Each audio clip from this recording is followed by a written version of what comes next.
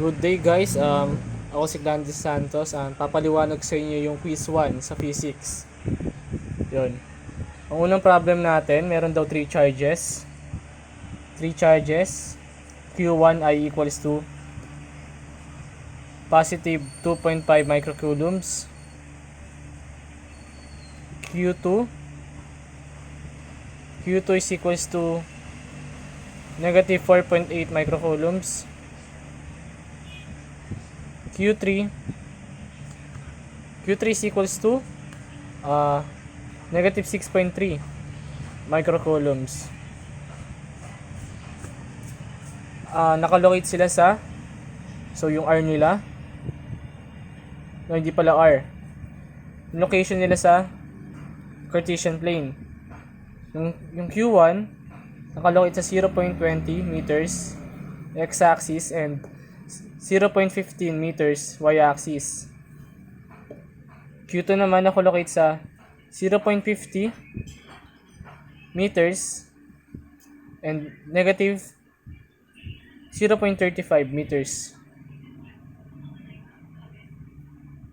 Q3 nakalocate sa negative 0.42 meters and negative 0.32 meters. 32 meters yan, ha? So, sa problem na to, ang hinahanap yung electric field sa origin.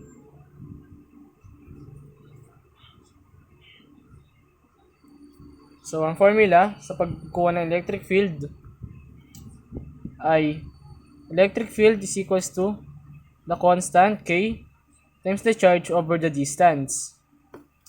So, unahin muna natin kunin yung electric field ng isa. Yung E1.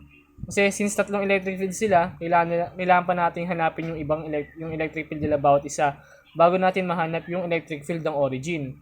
Magsimula tayo sa E1. E1 is equals to constant K times the charge 1 times the distance 1, the R1 squared. Squared pala. Ini-square pala yung distance. So, di pa ito yung distance niya. Kailangan pa natin gumamit ng Pythagorean theorem para makita natin yung distance niya. Kasi nasa Cartesian plane siya eh.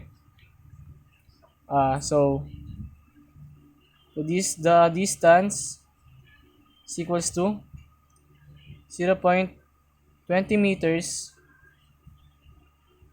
squared plus 0.15 meters squared. Square root rin nila. R1 is equals to 0.25 meters. So, nakuha na natin yung distance. Substitute na lang natin bawat isa. Yun. K, yung K ay equal siya sa 9 times 10 raised to 9. Tapos, i-multiply natin sa charge 1, 2.5 times 10 raised to negative 6 coulombs. And divided by the distance squared. So, dito 0.25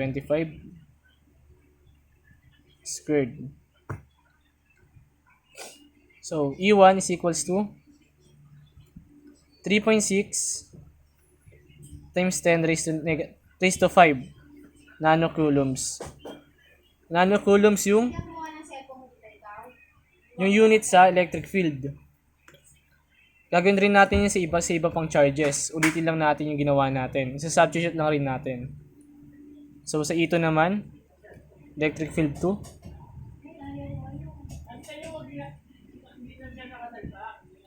Okay, Q2 naman over R2. Kukunin ulit natin yung R2. Same lang ng gagawin natin dito. Yung R2 is equals to 0.50 meters squared plus negative 0.35 meters square. Kita ba? Yan pala, kita. Ang R2 equals to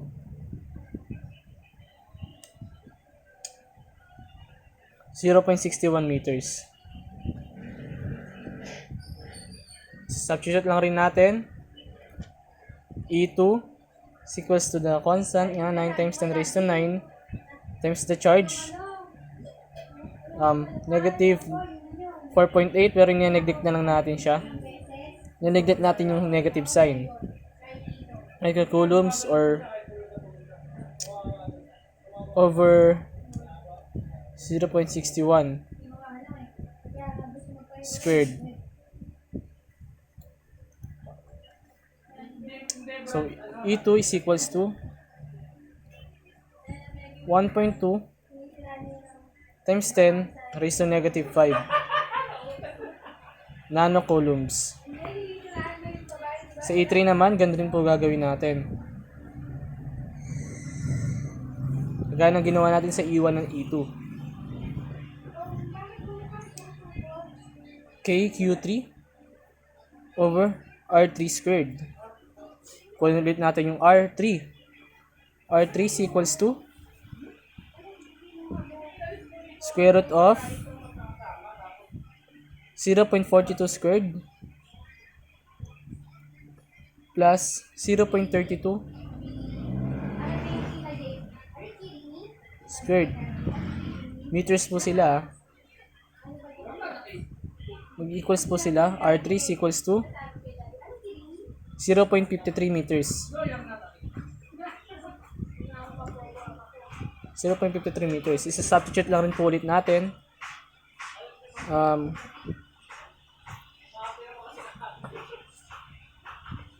E3 is equals to the constant K, 9 times 10 raised to 9 times the Q3, 6.3 times 10 raised to negative 6 coulombs. Nineglect rin po natin ulit yung sign. As divided by 0.53 squared. Walang po ang calculator ha. Solve po natin. So E3 is equals to 2.0 times 10 raised to 5 nanocoulombs. Estimation lang po yan. So di pa tayo dyan natatapos. Kailangan pa natin kunin yung x and y coordinate ng bawat charges para malaman natin yung charge niya sa origin. Next page, wait lang. Kukunin naman natin yung x and y coordinate niya. Sa pagkuha ng x and y coordinate,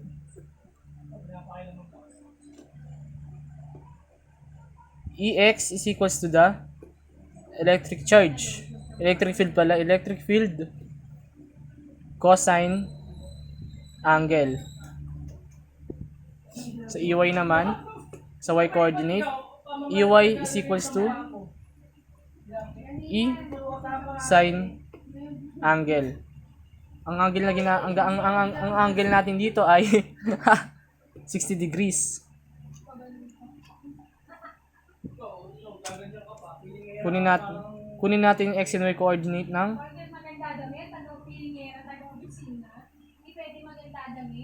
lahat ng E. So sa E1,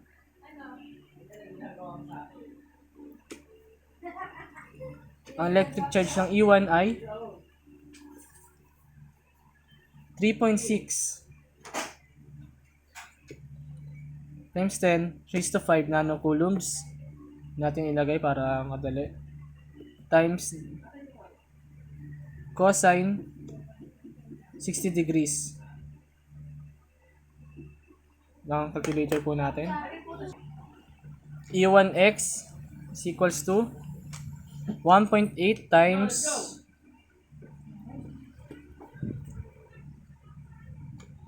10 raised to 5. E2 naman po guys, E2 same lang po. E2x is equals to, substitute lang rin po natin yung electric field niyan ng E2. Electric field E2 is equals to 1.2 times 10 raised to 5.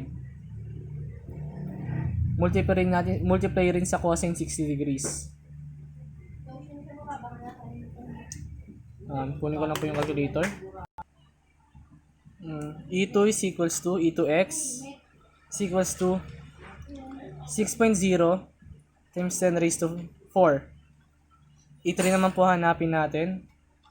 E3x is equals to 2.0 times 10 raised to 5 times cosine 60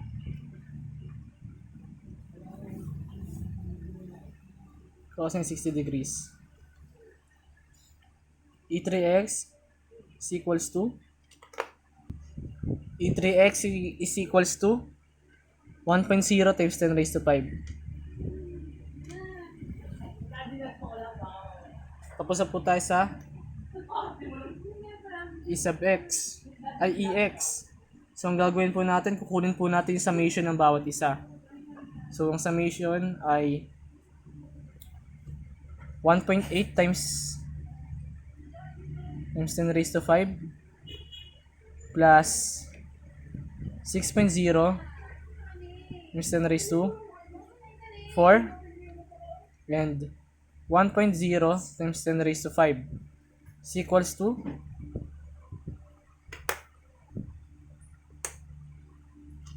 3.4 times 10 raised to times 10 raised to 5. Ito na po yung E sub x natin. E sub y naman po hanapin natin. Same lang po ng gagawin. Kaso lang sign ang gagamitin natin.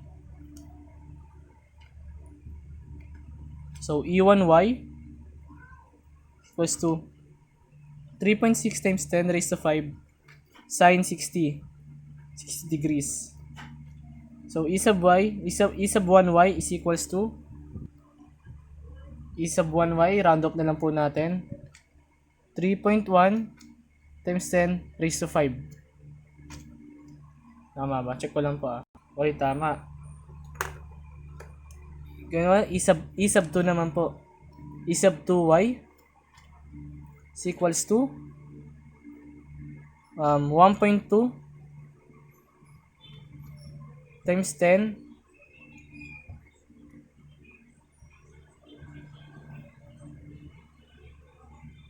raised to 5.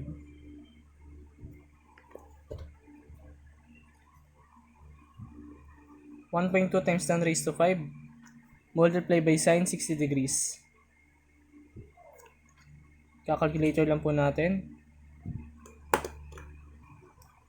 Round up na lang ulit po natin. E sub 2y is equals to 1.03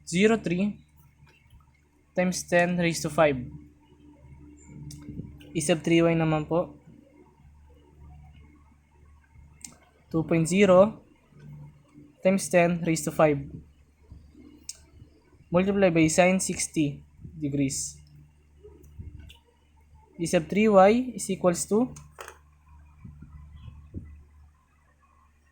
E sub 3y is equals to 1.73 times 10 raised to 5. Ganun rin po ulit gagawin natin. Yung summation lang rin po natin para makuha yung E sub y. So 3.1 times 10 raised to 5 plus 1.03 times 10 raised to 5 add by 1.73 times 10 raised to 5. E sub y is equals to 5.86 times 10 raised to 5. Ito na po yung E sub y natin. Ang hanapin po natin ay yung ER. ER resultant is equals to square root of E sub x squared plus E sub y squared. So nakuha na natin yung dalawang E sub x at E sub y. Sa substitute lang rin po natin. E sub r is equals to square root of 3.4 times 10 raised to 5 squared plus 5.86 times 10 raised to 5 squared. E sub r is equals to, sagot ay 6.77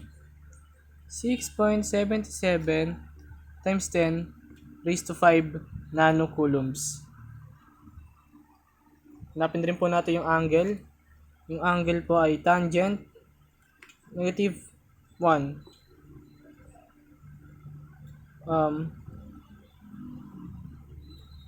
E sub y over E sub x. Solve rin po natin. E sub y natin, angle is equals to tangent negative raised to negative 1 times E sub y natin ay 5.86 times 10 raised to 5 over E sub x 3.4 times 10 raised to 5. Solve lang po natin. So the angle is almost 60 degrees. So 60 degrees na lang po ilagay natin. 60 degrees. Round out na lang po natin. So final answer po natin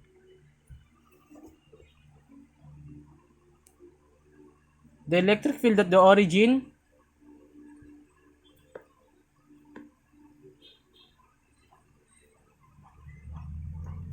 is equals to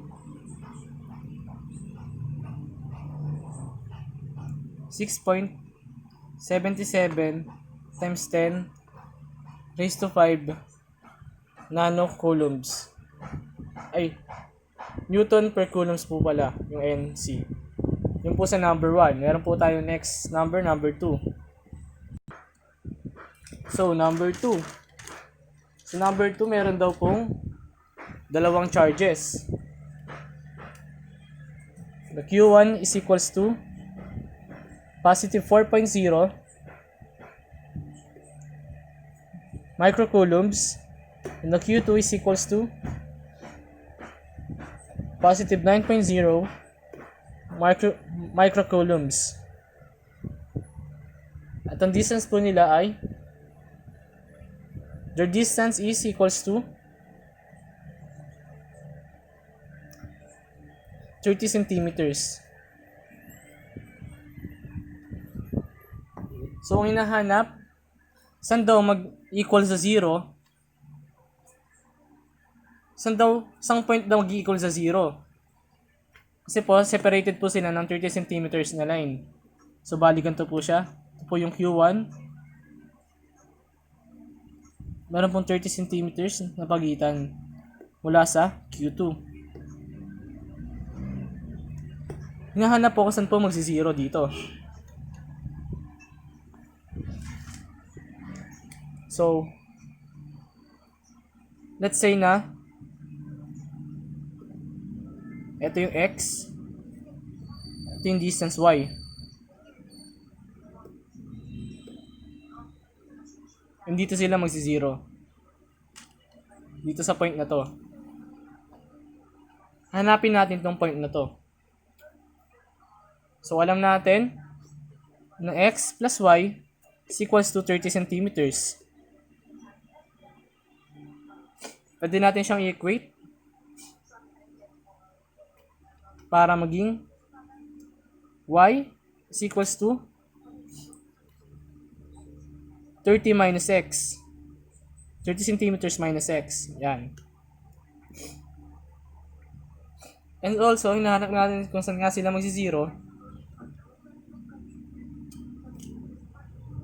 Ang electric field nila, electric field ng E1 at electric field sub 2 dapat mag-equal rin sa 0. So, equate ulit natin. Dapat equals po sila. Ay, di pala. Minus po pala dapat to. Sorry, negative sign po dapat. Para pag tinranspose po natin, positive. So, ang formula nga po sa pagkuha ng electric field ay K multiply by the charge over the distance squared. Ganun rin po sa kabila. So ito ang Q1. At ito yung distance x squared. Sa kabila naman po, ganun rin po, constant. The Q2 and the distance y squared. Equate lang po natin sila. Cross multiply po natin. Maka-cancel po yung k pag in-cross multiply. Matitira na lang po ay Q1 times y squared is equals to Q2 x squared. Ngayon po, pwede po natin i-substitute yung mga variables. Q1 is equals to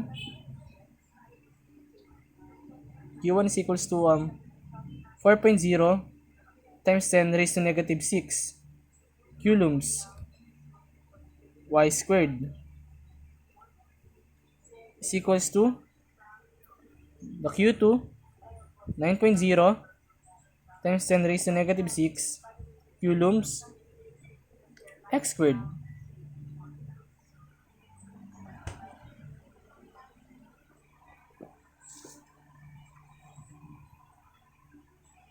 Pwede rin po natin silang i-multiply by coulombs both sides para po makancel yung coulombs.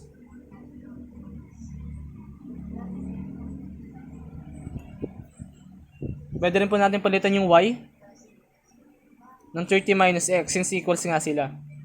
Equal naman po yung y sa 30 minus x. Para isang variable lang po yung hahanapin natin. So maging ganito po yan.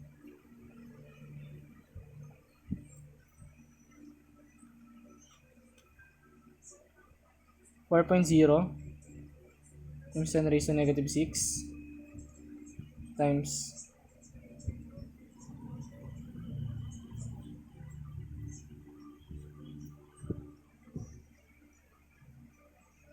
30 minus x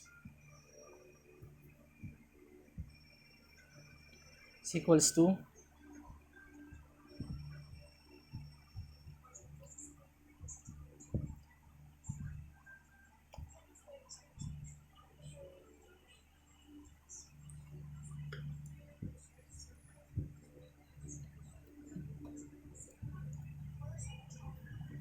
9.0 times 10 raised to negative 6.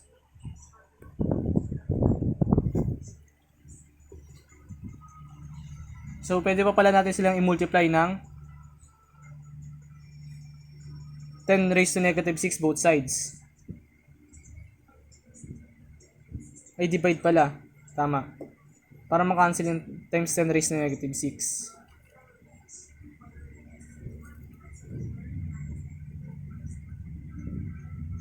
Makancel po sila.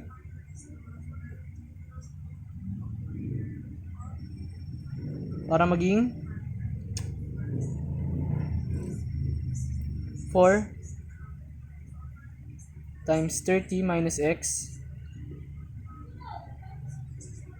is equals to 9x squared. So, transpose, lipat po natin yung 9x squared dito sa kabila para maganda tignan. Kasabang nililipat po natin, equate na po natin yung 4 times 30 minus x squared. So, magiging 4 times x squared. Tama po ba? Tama. Minus 60 x plus 900. Ito po yung product ng 30 minus x squared. So, di ba po tayo natatapos dyan? Didistribute rin naman po natin yung 4 para maging 9x squared is equals to 4x squared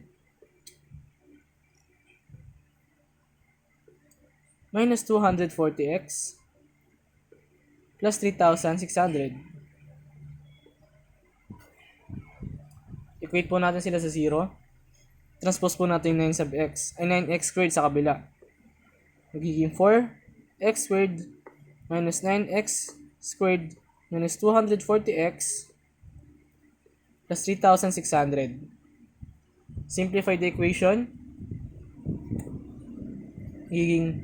Magiging negative 5x squared minus 240x plus 3,600 equals to 0.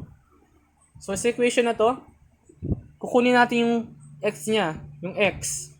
Paano natin kukunin yung x? Pwede tayong gumamit ng quadratic formula. Quadratic formula is negative b, positive negative, square root of b squared minus 4ac over 2a. So, gawin po natin siya. This is the a, the b, and the c. So, x sub 1 po muna. X sub 1, negative 240, negative, plus square root of negative 240 squared minus 4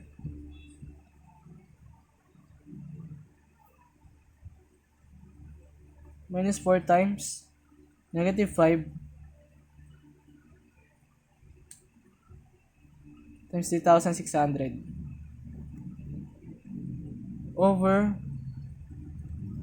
yung gumalaw, 2 times a, which is negative 5. Calculate po natin. Ayon po sa calculator, x sub 1 is equals to negative 60. So, sa x sub 2 naman po tayo. Papalitan lang po natin to ng minus. So, x sub 2, calculate po natin ulit siya. So, x sub 2 is equals to 12. So, ano yung gagamitin natin dito? Since 30 cm nga lang yung apart nila, yung distance, hindi natin pwede gamitin yung negative 60. Kasi lagpas nga siya. So, negative 12 lang gagamitin natin. Ang x natin is equals to negative 12.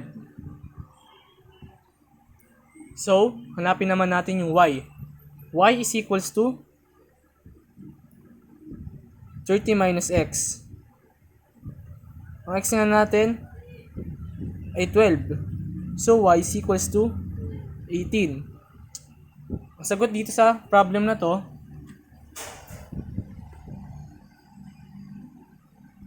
kung saan sila, kung saan nag-zero yung electric field sa line na ito, sagot ay, the electric field will be 0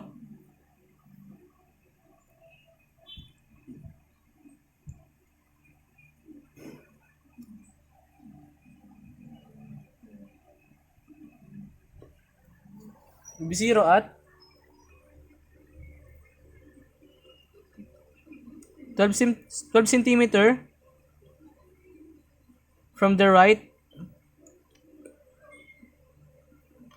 of Q1 and 18 centimeters from the left of Q2. So, yun yung sagot. Last number 3. So, dito na tayo, last number 3. Ang question sa number 3 ay, meron daw 2 charges separated ng 30 centimeters. Pinaglayo daw sila hanggang yung force between sa kanila ay na-decrease ng factor of 10. Ngayon, ang tanong, gano'n na sila kalayo? So, dahil forces sa pinag-uusapan dito,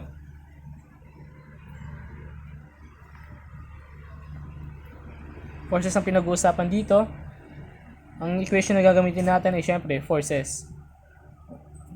Electric force is equals to KQ1 Q2 over R square. Pero dalawang charges sa pinag-uusapan dito. So, gagawin natin, susulat tayo ng isa. F sub 1, ito yung F sub 1 yung nag-decrease ng factor ng 10 na equal sa F sub 2. Sana naiintindihan nyo guys. So yung R1 nga natin is equals to 30 centimeters. Itong equation na to, pwede pa natin siyang i-simplify. So, paano natin siya i-simplify? Ganito. Since f is equals to kq1, q2 over r square, substitute lang rin natin siya. So, magiging kq1, q2 over r square over 10 is equals to kq1, q2 over r square. Or simply, pwede natin siya isulat ng ganito. kq1, q2 over 10ri square is equals to kq1, q2 equals to, divided by r square. r2 square, to be precise. So, i-cross multiply lang po natin siya. Pag in-cross multiply po natin, maka-cancel itong kq1, q2. Both sides. So, magiging square root of r2 square is equals to square root of 10ri square. Ni-square po natin siya agad kasi para mawala po yung square both sides. So, ang magiging equation po natin para sa problem na to ay r2 is equals to square root of 10 multiplied by the ri. The ri is equals to 30 centimeters. Ganun lang kasimple itong question na to. So, mamultiply lang po natin, substitute lang po natin. Square root of 10 multiplied by 30 centimeters. So, calculator po natin. So, ang sagot po ay the R2 is equals to 94.86 centimeters. Yun na po yung sagot. Thank you guys for watching. Sana po may natutunan kayo. Yun lang po and goodbye.